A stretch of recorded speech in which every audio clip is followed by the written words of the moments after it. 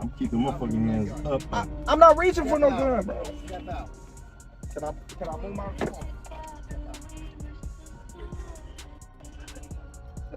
And have a firearm pulled on him by the Omaha Police Department all in the same day. Imagine that. Qasim Shabazz is shaken up. Man, I thought we were getting ready to lose our lives. Let him know. With this pullover, this was authorized. Think about that. Authorized to pull him over. That you ain't gonna never be bigger than us. That's what the cops send a message. I don't care what anybody say. Terence Crawford's celebration in Omaha reportedly took a dramatic turn just hours after the city honored him with a parade and a packed party following his victory over Canelo Alvarez. According to reports, Crawford was pulled over by police around 1:27 a.m. after authorities claimed a blue four-door sedan was speeding excessively. The situation reportedly escalated when officers said they spotted a firearm on the floorboard, leading police to order everyone out of the vehicle at gunpoint. Stepping out, seatbelt. I'm opening the door. You can take I'm mine opening the off door. of me right here on my right. I'm keeping my fucking hands up. I'm not reaching for no gun, bro. Can I move my phone? Yeah, that's crazy.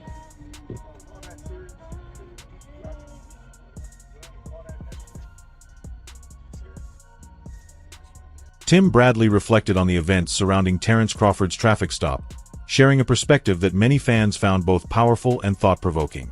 According to Bradley, what happened that night felt like more than just a routine traffic incident. He suggested that Crawford's growing fame and dominance in boxing may have led certain authorities to send a message, reminding even the biggest stars that no one is above the rules. Bradley also compared the situation to a pattern people often see when moments of celebration suddenly turn into uncomfortable situations. What should have been a proud and joyful occasion for Crawford quickly became overshadowed by flashing police lights and a tense roadside encounter. His comments connected with many fans, who understood the frustration of seeing a major victory and positive moment interrupted in such an unexpected way. I mean, Terence Crawford, he on the highest cloud, bro. In his city, let him know. Let him know. With this pullover, this was authorized. Think about that. Authorized to pull him over. That you ain't gonna never be bigger than us.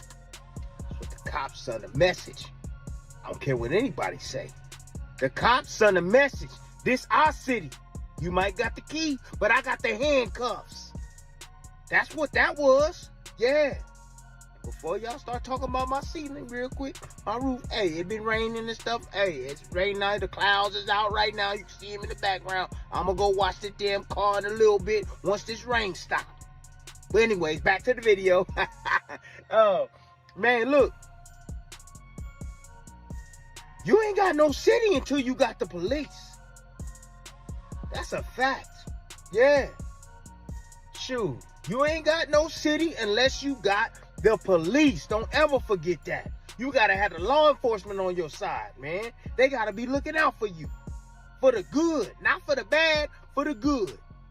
Yeah. Terence Crawford, it don't matter what you do for your city, man. Bruh, I'm letting you know right now, man. With this incident right here, they waiting on you to do something bad. This dude right here, he was trying to jack you. He was trying to catch you slipping. That's all it was.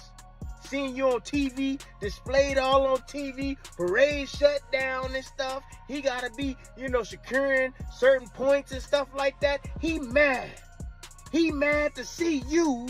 Terence Crawford's security chief shared a chilling description of what allegedly took place during the traffic stop. According to his account, the officers appeared extremely tense from the very beginning, causing the situation to escalate in a way that created real fear among everyone traveling with Crawford. What was meant to be a celebratory weekend quickly turned into a frightening encounter when they were reportedly ordered out of the vehicle at gunpoint. The security chief explained that the atmosphere changed within seconds, shifting from calm to dangerously intense. He described the incident as one of the most disturbing moments of his professional career, saying the people involved genuinely feared for their safety. In his view, the events of that night went far beyond a normal traffic stop, becoming an experience that those present are unlikely to ever forget. Chief, who was in the passenger seat. The same man who rode on the float with Bud during Saturday's parade. Be a man who can receive his second key to the city and have a firearm pulled on him by the Omaha Police Department all in the same day. Imagine that. Qasim Shabazz is shaken up. Man, I thought we were getting ready to lose our lives.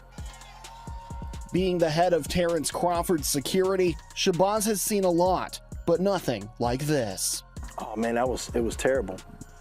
It was terrible. Early Sunday morning, Crawford and his team were leaving an after party following his parade. According to police, they pulled their vehicle over near 12th and Cass Streets for reckless driving. That's where things took a dark turn. And as soon as he said he had a firearm, the police officer that was on his side became unhinged. Police immediately drew their weapons, pointing a gun at Shabazz and the pound-for-pound champ. I literally have my hands on top of the ceiling and inside of the vehicle. According to police, an officer had identified a firearm on the floor of the vehicle. According to reports, officers initially stopped Terence Crawford's vehicle on suspicion of reckless driving. During the encounter, police reportedly noticed 2 firearms on the floorboard of the car, which immediately increased the tension and led to everyone inside being ordered out of the vehicle at gunpoint. After further investigation, authorities confirmed that the firearms were legally owned and properly registered to their respective owners. With no additional violations discovered, Crawford was ultimately issued only a reckless driving citation before being released shortly afterward. Although the matter was officially resolved, the incident quickly sparked debate among fans and observers. Many critics argued that the situation carried a deeper symbolic meaning, suggesting that on the same day Crawford was being celebrated as a hometown champion, local authorities felt compelled to reassert their authority. To some, the encounter seemed less about traffic enforcement and more about reminding everyone that power and control ultimately remained in the hands of law enforcement. It's with a parade. KETV Newswatch 7's Pete Cudahy spoke with Mayor John Ewing, who requested that the Omaha Police Department conduct an internal investigation. And Pete, what did the mayor have to say? Yeah, Julie, Mayor Ewing says that after such a great day yesterday, he was heartbroken hearing about the news of the traffic stop. That's why he reached out to Police Chief Todd Schmatter and Terence Crawford himself to find out what exactly happened at that traffic stop. Omaha Police released a statement saying that a car driven by Terence Crawford was stopped for driving recklessly around 1:30 in the morning on Cass Street. An officer confirmed that while Crawford was reaching to grab his information, the cop spotted a gun by Crawford's feet. Andre Ward added another layer to the discussion by reflecting on how Terence Crawford has often faced criticism aimed at diminishing his accomplishments. Ward explained that even before the rumored Canelo fight discussions, many critics attempted to downplay Crawford's success by claiming his victories came through decisions instead of true dominance.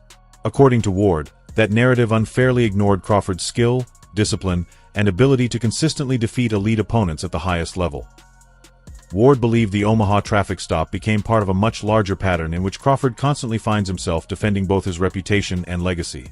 In his view, there have always been outside forces trying to minimize Crawford's greatness despite everything he has achieved in the ring. Ward made it clear that no criticism, controversy, or public narrative could erase Crawford's proven record or the respect he has earned throughout his boxing career. They tried to bury Terence Crawford. They tried to ruin his reputation and say that he wasn't a draw when the numbers were there for you to see.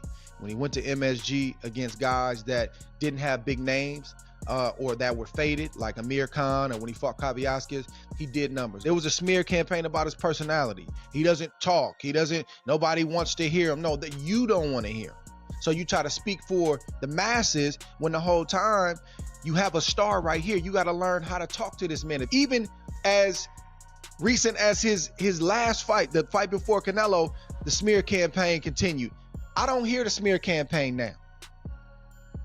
Them voices got really, really quiet like they typically do when they get proven wrong, and they either try to jump on the wagon, I knew this kid was going to be that, or they get very, very quiet and they start to retreat back to wherever they came from, and they don't have a lot to say. So I'm happy for this brother for that reason, because they tried to bury him, Roy. It didn't work.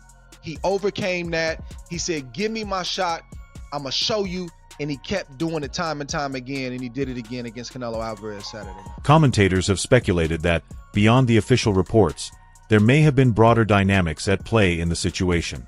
Some suggested that officials in Omaha could have felt uneasy about the level of influence and attention Terence Crawford now commands in his hometown. His journey from local prospect to world champion has made him not only a sporting figure but also a source of civic pride for many residents. Analysts have hinted that the incident might be interpreted by some as a reminder of institutional authority, though such views remain speculative and not confirmed by official statements. This reading connects the episode to a wider theme often discussed in sports and public life. When athletes reach a high level of fame, they can become more exposed to scrutiny, and sometimes find themselves in situations that test how their influence is perceived and managed in the public eye. A police officer wanted to send a statement because he doesn't like the rise of the Black Messiah. He don't like to see a black person in position of power. So he pulled Terence Crawford over for quote-unquote reckless driving.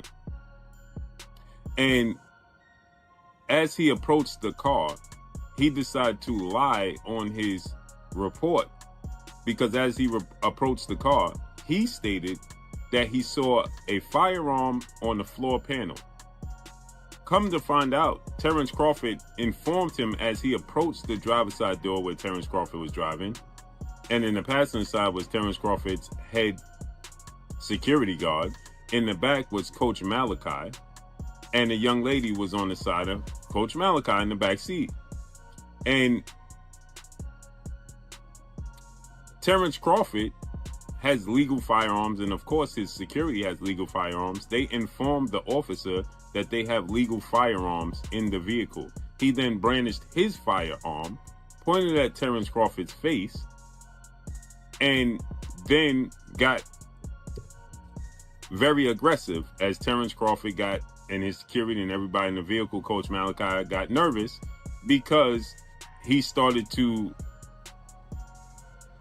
show the actions and body language of somebody that wanted to do something completely left. And now in the police report that has been obtained by the community and released and leaked, he never puts about the reckless driving. He never puts speeding. Amir Khan offered words of support for Terence Crawford, emphasizing that no matter what controversies arise, Crawford's accomplishments in the sport remain undeniable. Khan praised Crawford's exceptional skill, discipline, and determination, noting that he had long believed Crawford would establish himself as one of the very best fighters of his generation. For Khan, the recent events in Omaha could not diminish what Crawford has already achieved inside the ring. He argued that attempts to question or downplay his success would not change the reality of his status as a world champion with a firmly established legacy. From the perspective of fans and supporters, Khan's comments reinforced a broader sentiment, that genuine talent and proven achievement ultimately outlast criticism, controversy, and public debate. I knew that Crawford was going to win. You see, when I watched Crawford train back in Omaha, Nebraska, and when I was in Colorado Springs, he came into my camp. He helped me out a little bit, but at the same time, I seen him sparring some heavyweight guys. I seen him wrestling some heavy, big guys, and I thought, wow. So I asked him, I go, look, do you have like a wrestling background? He goes, yeah, we're like state champion. So that showed to me that this guy is a solid, strong person. Like, no one can push him around. No one can dictate. No one's going to put pressure on him where he's going to feel hurt, because he knows how to control the ring. When it comes to box IQ, like, his IQ in boxing is probably the best. I mean, he knows what punch to throw. He knows how to maneuver these heavier, big hitters and also take away their power and put his own shots in. So yeah, he's up there, one of the best ever, really. You know, as an ex-fighter champion, I'm just curious. We heard yesterday Dana White says he's not going to acknowledge the WBC, IBF, WBO. He's going to have his own belt and the ring belt. And they want to potentially make changes to the Ali Act as well. This is a big thing here in America. How do you feel about, is it time to make these changes and evolve, or are you more old school and think they shouldn't happen? Ariel, I think it's the time boxing needed to change a little bit. Right. The contrast between official reports and the accounts of those present has created a noticeable divide in how the incident is being interpreted.